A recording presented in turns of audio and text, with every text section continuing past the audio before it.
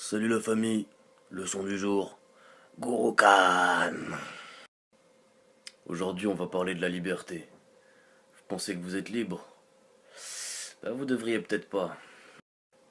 Alors faut pas confondre la famille, le libre arbitre, donc le libre choix, la liberté de choix et la liberté d'agir, qui ne sont pas la même chose. Quand vous avez fait un choix, vous n'êtes plus libre, vous êtes tout de suite prisonnier de votre choix. Il vous reste que la liberté d'agir. Il faut bien définir ça.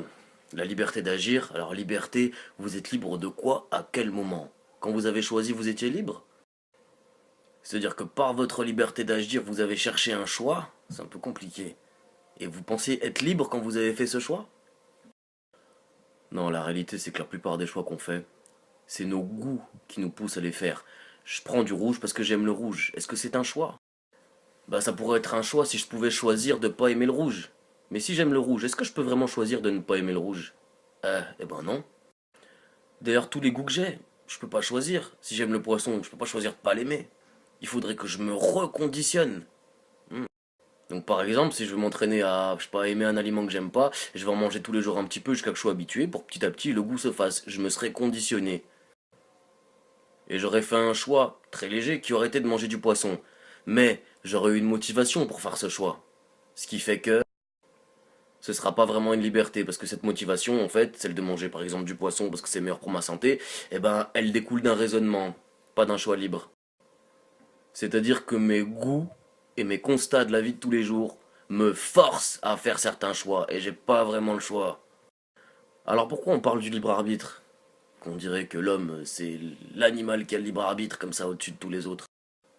Eh ben, force est de constater que malgré qu'on puisse pas vraiment faire le choix de nos choix, on a une attitude intérieure par rapport aux choses qui nous arrivent.